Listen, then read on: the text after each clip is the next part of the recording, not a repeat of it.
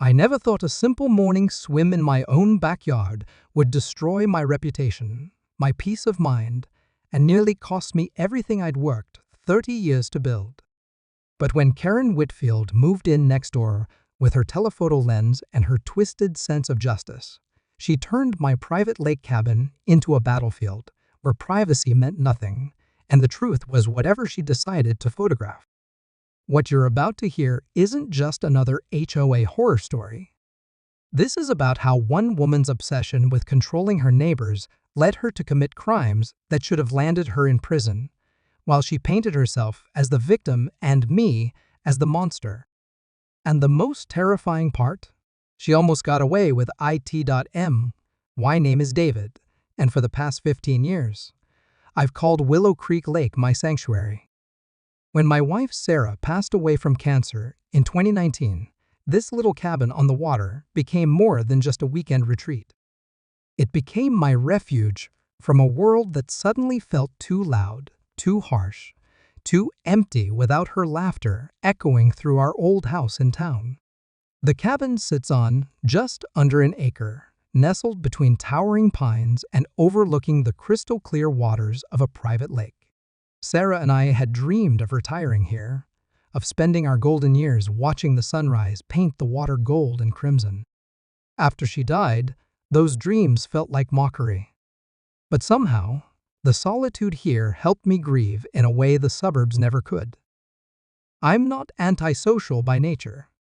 Before everything that happened with Karen, I was the guy who helped elderly Mrs. Peterson with her groceries, who volunteered at the local food bank every Thursday, who coached Little League for 12 seasons.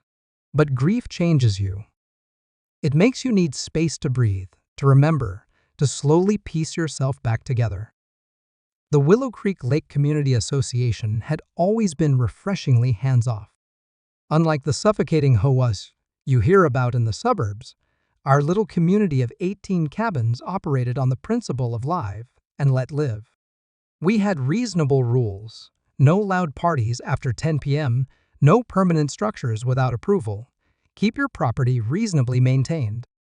Simple, sensible guidelines that respected both community standards and individual privacy. That all changed the day Karen Whitfield bought the Morrison place. The Morrison cabin had sat empty for 3 years after old Frank passed away. It was the property directly to the east of mine, separated by about 50 yards of pine trees and a chain-link fence I'd installed years ago to give both properties clear boundaries. When I heard someone had finally bought it, I was cautiously optimistic. Maybe it would be another retiree looking for peace, or a young family wanting to escape the city on weekends. I should have known better when I saw the moving trucks. Karen arrived on a Tuesday in early May with 3 moving trucks, 2 luxury SUVs, and an attitude that announced itself before she even stepped out of her vehicle. She was in her mid-50s, perfectly coiffed blonde hair, designer everything, and the kind of smile that never quite reached her eyes. Within an hour of her arrival, she was walking the perimeter of her new property with a surveyor and making notes on a clipboard. "You must be David," she said when she finally approached my fence line that evening. I was sitting on my back deck, reading and enjoying the sunset like I had for thousands of peaceful evenings before. "I'm Karen Whitfield, your new neighbor." "Welcome to Willow Creek," I replied, setting down my book and walking over to the fence. "Frank was a good neighbor. I hope you'll love it here as much as he did." Her smile tightened. "Oh, I'm sure I will. Once I get everything organized." She looked around my property with an expression I couldn't quite read. "That's quite a setup you have here." "Very private?" There was something in the way she said private that made my skin crawl, but I pushed the feeling aside. "It's quiet here. That's what most of us love about the lake." "Mum," she made another note on her clipboard. "Well, I'm sure we'll get along just fine, as long as everyone follows the rules." I should have asked what she meant by that, but hindsight is cruel that way. Instead, I wished her a good evening and went back to my book, thinking nothing more of the interaction. Karen Whitfield seemed uptight, maybe a little controlling, but surely the peaceful rhythm of lake life would smooth those edges. Within a week, I realized how wrong I was. The first sign of trouble came in the form of a letter slipped under my door. Not delivered by mail, not handed to me personally, but slipped under my door like some kind of anonymous threat. The letterhead read, Willow Creek Lake Community Association Compliance Committee, a committee that, as far as I knew, had never existed. Dear Mr. Henderson, it began, it has come to our attention that your property may be in violation of several community standards. Please be advised that the following issues require immediate attention. 1. Overgrown vegetation blocking sight lines between properties. 2. Potential privacy fence height violations. 3. Unregistered watercraft storage. 4. Possible zoning violations regarding residential use of waterfront property. I read the letter 3 times, each time feeling more confused and angry. My overgrown vegetation was a carefully maintained border of native plants that had been there when I bought the property. My fence was exactly 6 feet high, well within community guidelines. My kayak wasn't unregistered because there was no registration requirement. And zoning violations regarding residential use? I lived here. It was my home. At the bottom of the letter, in smaller print, Compliance Committee Chair Karen Whitfield. She'd been here less than a week and had already appointed herself to police the neighborhood. I decided to handle it diplomatically. The next morning, I walked over to her cabin with a plate of Sarah's famous chocolate chip cookies, a recipe I'd been perfecting in her memory, and a friendly smile. Karen answered the door in full makeup and what looked like a business suit, despite being at a lake cabin on a Wednesday morning.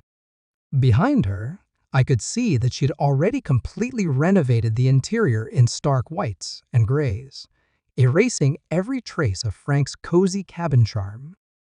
David, she said, not moving to invite me in. What can I do for you? I got your letter, I said, offering the cookies. I thought maybe we could talk about it. I think there might be some misunderstandings about the community rules. She took the plate without thanks and set it aside. There are no misunderstandings.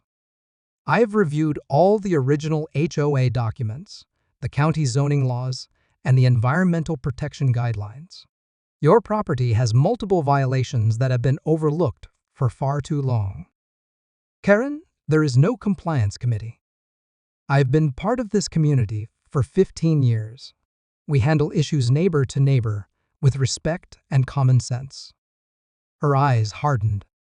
Well, that's about to change. This community has been running like a summer camp instead of a respectable neighborhood. Property values have stagnated because no one has been maintaining standards. Property values? I couldn't hide my incredulity. Karen, we're not talking about a suburban development. This is a lake community. People come here for peace and quiet, not to worry about whether their grass is the regulation height. Peace and quiet, yes, but not anarchy. She stepped closer to the doorframe, effectively blocking any view of her interior. I've already spoken with several other homeowners. We're going to establish proper oversight. This community is going to operate professionally, or property values will continue to suffer. I wanted to ask which homeowners she'd spoken with, but something in her tone warned me off. Instead, I tried one more diplomatic approach. Look, if you have specific concerns about my property, maybe we can work something out. But can we do it as neighbors, not through formal complaints? She was quiet for a long moment, studying me with those cold eyes. I suppose that depends on how willing you are to be. Cooperative? The way she said cooperative made my stomach turn. It wasn't a neighborly suggestion. It was a threat wrapped in politeness. I'm always willing to be reasonable, I said carefully. Good. She smiled that empty smile again. Then I'm sure we won't have any problems. But as I walked back to my cabin, I caught her watching me from her window with binoculars. Not watching the lake, not bird watching, watching me. That night, I called my old friend Jim Patterson, who'd been part of the lake community for over 20 years. Jim lived on the other side of the lake and had always been our unofficial community coordinator. "Jim, what do you know about a compliance committee?" I asked. He laughed. "What compliance committee?" "David, we don't have committees. We barely have meetings." "What's this about?" I told him about Karen's letter and our conversation. The laughter died in his voice. "David, in 23 years here, we've had exactly 2 formal complaints. One was about the Johnsons' dog that wouldn't stop barking, and one was about Mike's boat dock that was blocking the Hendricks Lake access. Both got resolved with one conversation and a handshake. So there's no legal authority for what she's trying to do?" "None whatsoever. The HOA charter gives us the right to address legitimate nuisances and safety issues, but there's no compliance committee structure. And even if there was, one person couldn't just declare themselves the chair." I felt a mixture of relief and growing unease. Relief that Karen had no legal authority to harass me, but unease because she seemed like the type of person who wouldn't let legal technicalities stop her. "Jim, what do you know about the woman who bought Frank's place?" "Karen something? Whitfield, I think. She introduced herself at Murphy's grocery store last week. Very intense lady. Asked a lot of questions about property management and community leadership. Why? Just getting a feel for my new neighbor." But after I hung up, I stood on my deck looking across the fence line toward her cabin, and I couldn't shake the feeling that Karen Whitfield had come to Willow Creek Lake with an agenda that had nothing to do with peaceful lakeside living. I had no idea how right I was, or how far she was willing to go to achieve whatever twisted vision she had for our quiet community. What happened next would test every assumption I had about privacy, legal protection, and the basic human decency I thought existed even in the worst of neighbors. But that night, I still believed the situation could be managed with patience and clear boundaries. I still thought I was dealing with a difficult neighbor, not a predator who would soon turn my most private moments into weapons against me. The harassment started small, the way these things always do. Little intrusions that could almost be dismissed as coincidence or misunderstanding. But looking back, I can see that Karen was testing me, probing for weaknesses, learning my routines with the methodical patience of someone planning a siege. It began with the morning walks. For 15 years, my routine had been sacred. I woke at dawn, made coffee, and took a quiet walk around my property to check on things, feed the birds, and ease into the day. It was meditative, private, and completely within the boundaries of my own land. 3 days after our cookie conversation, Karen started appearing during these walks. Not on her own property, on the community path that ran along the lakeshore, armed with binoculars and what looked like a professional camera with a telephoto lens. She would position herself at the point where the path came closest to my property line and just watch. "Beautiful morning," she'd call out, raising her camera. Just documenting the local wildlife. But the camera wasn't pointed at the lake or the trees. It was pointed at me. The first few times, I waved politely and continued my routine. Maybe she was genuinely interested in nature photography. Maybe she was still getting to know the area.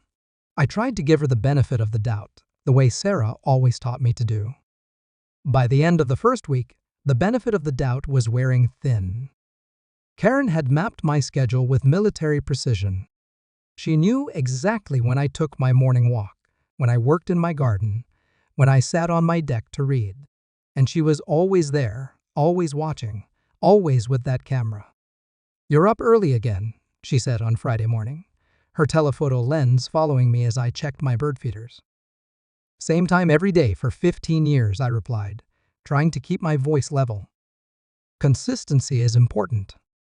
She adjusted her camera settings. "Though I have to say, some of your gardening techniques are Interesting. Very hands-on. There was something suggestive in her tone that made my skin crawl. I was tending to my tomato plants, for God's sake. What could possibly be interesting about that? Just trying to keep the deer away, I said, finishing quickly and heading back toward my cabin. Oh, I'm sure that's all it is, she called after me. That afternoon, I found another letter under my door. Dear Mr. Henderson, the Compliance Committee has received reports of potential privacy violations and inappropriate outdoor activities. While we appreciate your enthusiasm for gardening and property maintenance, please be advised that all outdoor activities should be conducted with proper regard for community standards and neighbor sensitivity. We will be conducting periodic assessments to ensure full compliance. I read the letter twice, trying to make sense of it. Inappropriate outdoor activities? I was watering plants and filling bird feeders. What was inappropriate about that? But the real message was clear. She was watching, she was documenting, and she was building some kind of case against me. That weekend, I decided to install a privacy screen along the section of fence closest to where Karen typically positioned herself. It was well within my property rights, and frankly, I was tired of feeling like I was in a fishbowl every time I stepped outside. I was halfway through installing the lattice panels when Karen appeared at the fence line. "What's all this?" she demanded, no longer bothering with fake pleasantries. "Privacy screen," I said, not looking up from my work. "Just trying to create a little more separation between our properties." "You can't do that." I stopped working and looked at her. "Excuse me?" "Privacy screens require HOA approval. You're creating sightline obstructions without proper permits." "Karen, I checked the HOA charter last night. There's no approval requirement for privacy screens under 8 feet, and this is only 6 feet. Same height as my fence." Her face flushed red. "The charter needs updating. These old rules don't account for modern privacy and safety concerns." "Modern privacy concerns?" I couldn't help myself. "You mean like not being photographed every time I step outside my own house?" "I don't know what you're implying, but I have every right to take photographs from public areas. And I have every right to block the view from my own property." We stared at each other through the fence, and I saw something shift in her expression. The mask of concerned neighbor slipped, and underneath was something much darker. Pure, cold rage. "You know what, David?" she said quietly. "I was trying to be neighborly. I was trying to give you the chance to correct these issues voluntarily. But if you want to be difficult about it, we can be difficult too." "We?" But she was already walking away, her phone pressed to her ear. That night, I couldn't sleep. I kept thinking about the way she'd said "we" and the look in her eyes when I'd challenged her. This wasn't about HOA, rules, or property values. This was personal, and I had no idea why. The next morning brought clarity in the worst possible way. I was awakened at 6 a.m. by someone pounding on my door. When I opened it, still in my pajamas and bathrobe, I found 2 county sheriff's deputies on my porch. "Mr. Henderson? I'm Deputy Martinez. This is Deputy Chen. We've received a complaint about possible zoning violations, and we need to inspect your property." "Zoning violations?" I was still half asleep, trying to process what was happening. "What kind of zoning violations?" Deputy Martinez consulted his notebook. "Complaint alleges you're operating an unlicensed business from a residential property, possible adult entertainment activities, and violations of lakefront environmental protections." The words hit me like a physical blow. "Adult entertainment activities? Are you serious?" "Sir, we're just following up on the complaint." "May we come in?" I let them in because I had nothing to hide, but my mind was reeling. Adult entertainment? I was a 62-year-old widower who spent his days reading, gardening, and grieving. The most exciting thing I'd done in months was install a bird feeder. The deputies were professional and thorough. They walked through my cabin, examined my property boundaries, and asked detailed questions about my activities and visitors. It became clear pretty quickly that they weren't taking the complaint seriously. "Mr. Henderson," Deputy Chen said as they prepared to leave, "I have to ask, do you have any ongoing disputes with neighbors?" "Just one." I told them about Karen, the letters, the photography, the harassment. The deputies exchanged a look. "Has this neighbor made any direct threats?" "Not exactly. But she's been documenting everything I do, sending me these fake compliance letters, and now, apparently, she's filing false reports with the county."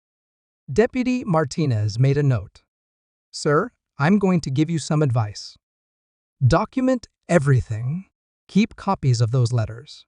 Take photos if she's on your property or harassing you, and call us if she escalates. False reports are a serious matter, but we need evidence to act on it." After they left, I sat on my porch trying to make sense of what had just happened. Karen had accused me of running some kind of adult entertainment business from my cabin. The implication was so absurd, so malicious, that it took my breath away. But it was also terrifyingly effective. Even though the deputies clearly didn't believe the complaint, the report would be on file. If Karen made more complaints, it would look like a pattern. If she got other neighbors involved, it would look like community concern.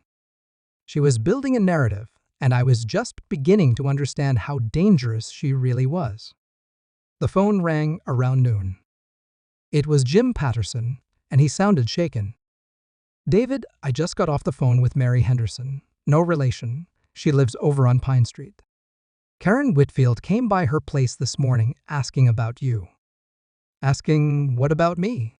"Questions about your visitors, your activities, whether you've ever made her uncomfortable.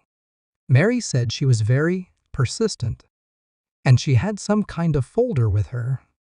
My blood ran cold. "What kind of folder?"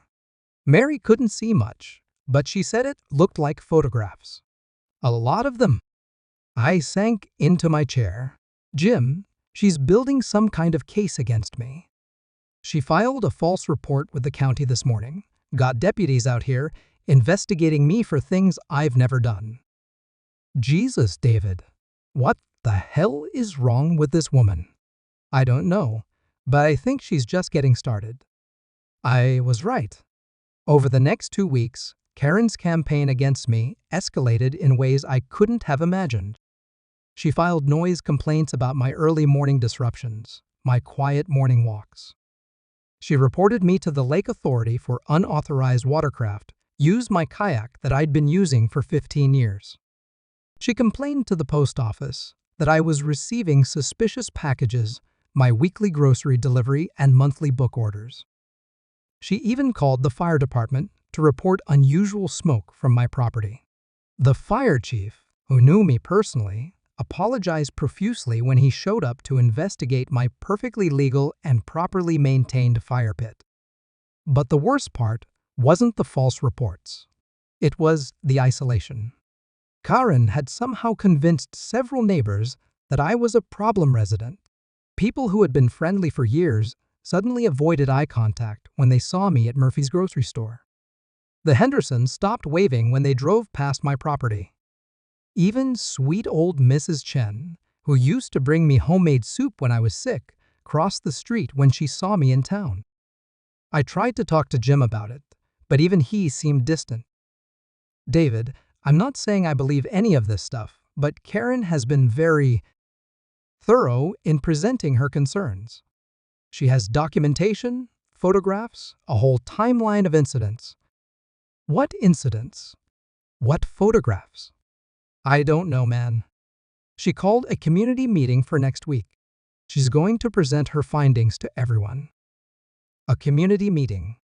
In 15 years, we'd never had a formal community meeting about anything. Issues got resolved over coffee or beer, neighbor to neighbor, the way decent people handle things. But Karen wasn't interested in being decent. She was interested in destroying me, and I still had no idea why. That night, I stood on my deck, looking out at the lake, and tried to figure out what I'd done to earn this level of hatred. Had I offended her, somehow during our first conversation? Was she upset about the privacy screen? Was this about some imagined slight I wasn't even aware of? Or was Karen Whitfield simply the kind of person who needed to have an enemy, and I'd had the misfortune of being convenient? As I stood there in the darkness, I noticed a flash of light from Karen's property. Just a brief glint, like sunlight reflecting off glass. But it was almost midnight, and there was no sunlight. I looked more carefully and saw a figure on Karen's deck, silhouetted against the light from her cabin windows. She was standing perfectly still, and she was pointing something in my direction. Something that looked very much like a camera with a telephoto lens. Even in the privacy of my own deck, in the darkness of my own backyard, Karen Whitfield was watching me, documenting me, building her case against me with a patience and dedication that was beginning to feel like obsession. I went inside and double-checked all my locks, but I couldn't shake the feeling that walls and locks wouldn't protect me from whatever Karen was planning. She wasn't just trying to drive me out of the community, she was trying to destroy my life, and I was about to learn just how far she was willing to go to do it. The community meeting was scheduled for Thursday evening at the Lakes Community Center, a modest building that hosted potluck dinners and the occasional birthday party. I'd been dreading it for days, knowing that Karen would present whatever twisted evidence she'd compiled, and I'd be forced to defend myself against accusations I didn't even fully understand. But Wednesday night changed everything. I was having trouble sleeping, partly from anxiety about the meeting, and partly because of a summer thunderstorm that was rattling the windows and lighting up the sky. Around 2 a.m., I gave up on sleep entirely and made myself some tea, settling into my reading chair with a book I'd been trying to finish for weeks. That's when I heard the splash. It wasn't the normal sound of wind-driven waves hitting the shore. This was different, deliberate, like someone entering the water. I set down my book and listened more carefully, but the storm was masking most sounds. Then I saw the light. A thin beam, like a flashlight, was moving along my shoreline. Not on the community path, but actually on my property, between my cabin and the water's edge. My heart started pounding. Someone was on my land in the middle of the night during a thunderstorm. Every instinct told me to call the police, but I needed to see what was happening first. I crept to my bedroom window, which had the best view of the shoreline, and peered through the blinds. The beam of light was moving methodically, like someone searching for something. Then I saw the figure holding it. Even in the rain and darkness, even with her hair plastered to her head and her clothes soaked through, I recognized Karen Whitfield immediately. She was on my property, in the middle of the night, searching my shoreline with a flashlight. But that wasn't the most disturbing part. The most disturbing part was that she was carrying what looked like a large bag, and she was pulling something out of it and placing it near my dock. I watched in fascination and growing horror as Karen carefully positioned several objects around my shoreline. Even in the dim light, I could see that she was planting something evidence of some kind, things that didn't belong on my property but would look damning if discovered there. My first instinct was to confront her, to march outside and demand to know what she was doing. But something stopped me.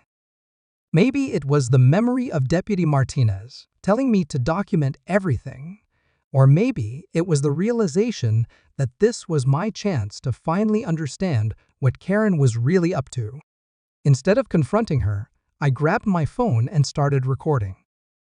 The video quality wasn't great in the storm and darkness, but it was clear enough. Karen Whitfield, unmistakably identifiable, trespassing on my property in the middle of the night, planting objects that she'd brought with her. This wasn't harassment or filing false reports. This was evidence tampering and criminal trespass. I recorded for almost 10 minutes as Karen methodically placed items around my dock and shoreline, took photographs of each placement with her own camera, and then retreated back toward her property through the woods. After she was gone, I waited another hour to make sure she wasn't coming back. Then I put on a rain jacket and went outside to see what she'd planted. What I found made my blood run cold. Near my dock, she'd placed several items that looked disturbingly like evidence of criminal activity. A torn piece of women's clothing, some kind of restraint device, and most disturbing of all, a cell phone that wasn't mine. Karen was framing me. She wasn't just trying to drive me out of the community or make me look like a nuisance neighbor. She was actively planting evidence to make me look like a dangerous criminal. The implications hit me like a physical blow. Tomorrow's community meeting wasn't going to be about noise complaints or property violations. Karen was going to discover this planted evidence and accuse me of something so serious that it would destroy not just my reputation, but potentially my freedom. I carefully photographed everything exactly as she'd left it, then gathered all the planted items into a bag. Every instinct told me to throw them in the lake and pretend this never happened, but I knew I needed them as evidence of what Karen had done. The rest of the night, I sat in my living room, staring at the bag of planted evidence and trying to process what I'd witnessed. This wasn't neighbor harassment. This was a calculated attempt to frame me for serious crimes, and if I hadn't been awake during the storm, if I hadn't seen her planting the evidence, her plan might have worked. But why? What had I done to earn this level of malicious planning? What could possibly motivate someone to go to such extreme lengths to destroy a neighbor they barely knew? I spent the morning calling lawyers, trying to find someone who could advise me on what to do with the evidence I'd collected. Most were booked solid, but I finally reached Margaret Torres, a criminal defense attorney who agreed to see me that afternoon. Margaret was a no-nonsense woman in her 50s who listened to my story with a kind of professional skepticism that made me grateful I had video evidence. "Mr. Henderson, what you're describing is extremely serious. Evidence tampering, criminal trespass, harassment, filing false reports. If you can prove these allegations, Miss Whitfield is looking at multiple felony charges. But why would someone do this? I've never done anything to this woman." Margaret leaned back in her chair. "In my experience, when someone goes to these lengths to destroy a neighbor, it's usually one of three things. Either you've done something you're not telling me about, or she's mentally ill, or what? Or she wants something from you, and this is her way of getting it. What could she possibly want from me?" "Your property, Mr. Henderson. Lakefront property is valuable, especially if someone wanted to combine parcels for development or resale. Have you had any offers to sell recently?" I thought about it. There had been a few inquiries over the years, mostly from developers who wanted to buy up multiple lots for vacation rental investments. I'd always declined because the cabin wasn't just property to me, it was my connection to Sarah, my sanctuary, my home. "Wait," I said, a memory surfacing. About 6 months ago, there was a development company that made an offer. They said they were representing an investor who wanted to buy several lakefront properties. I turned them down immediately. Do you remember the name of the company? I racked my brain. Whitfield. Something. Whitfield Development? Whitfield Properties. Margaret's eyebrows rose. That's quite a coincidence. You think Karen is behind the development company? I think we need to find out. If Mrs. Whitfield has a financial interest in acquiring your property, that gives her a clear motive for this harassment campaign. The pieces were starting to fall into place, but the picture they formed was even more disturbing than random neighbor harassment. If Karen had tried to buy my property through her development company and I'd refused, then everything that followed the harassment, the false reports, the evidence planting wasn't random cruelty. It was a systematic campaign to force me to sell.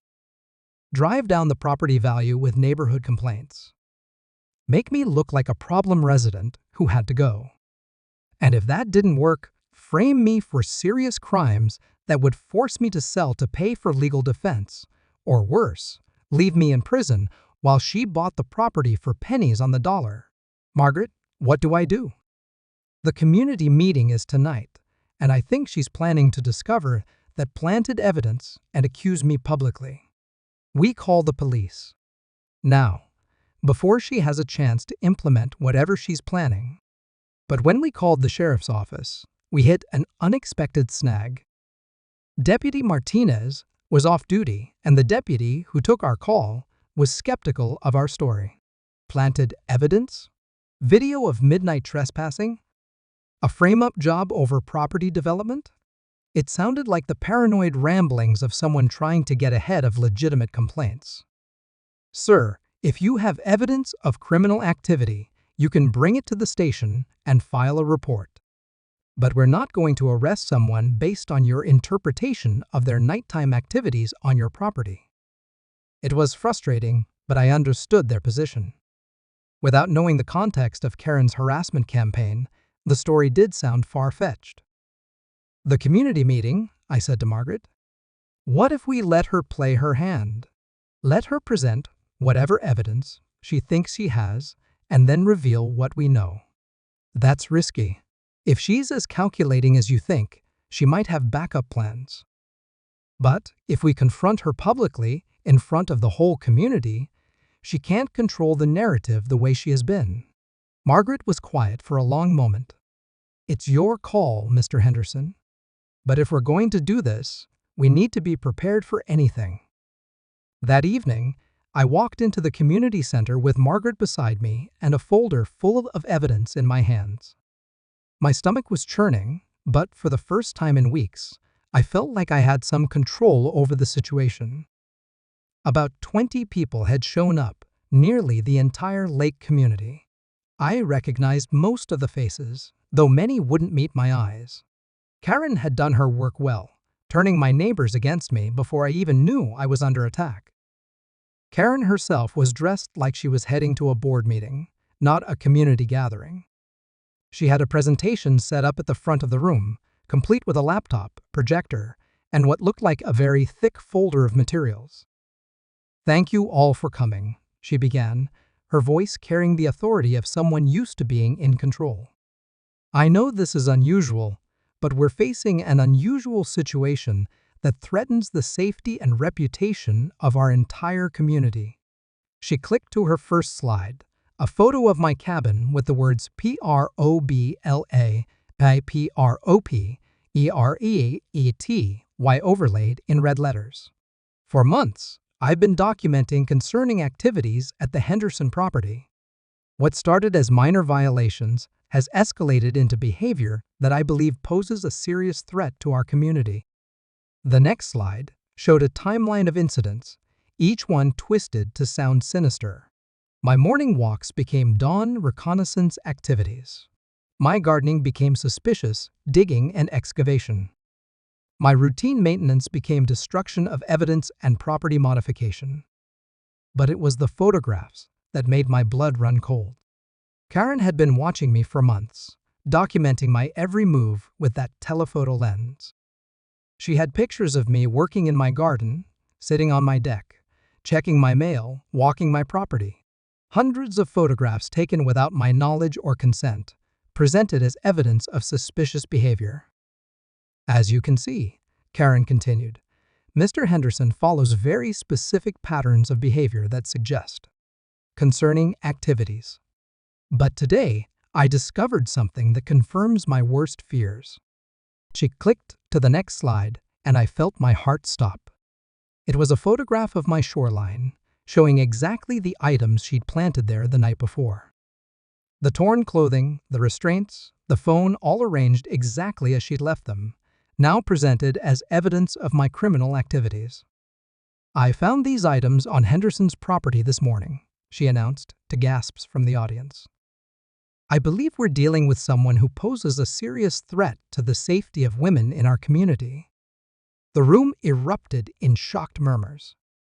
I saw fear and disgust in the eyes of people who had been my neighbors for 15 years. Karen had done it, She'd destroyed my reputation and potentially my life with a few planted objects and a well-crafted presentation. But she'd made one crucial mistake.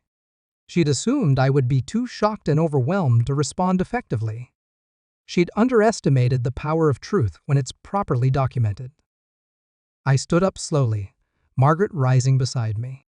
"Karen," I said, my voice carrying clearly through the room, "what time did you say you found those items?" She looked momentarily flustered by the interruption. "This morning, around 8 a.m. And you're certain they were on my property?" "Absolutely.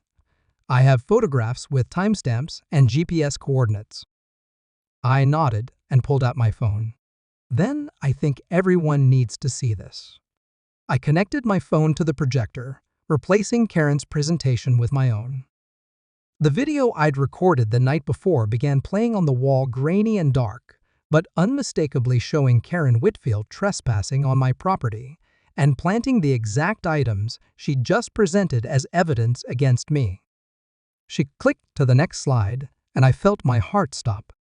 It was a photograph of my shoreline, showing exactly the items she'd planted there the night before.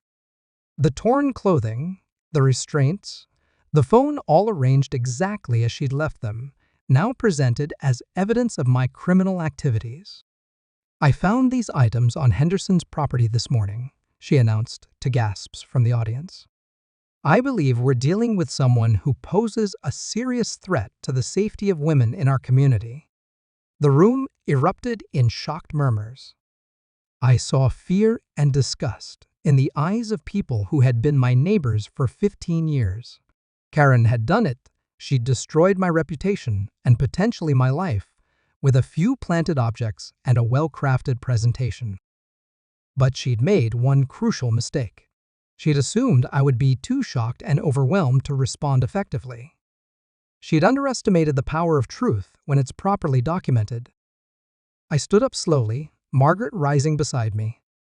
"Karen," I said, my voice carrying clearly through the room, "what time did you say you found those items?" She looked momentarily flustered by the interruption.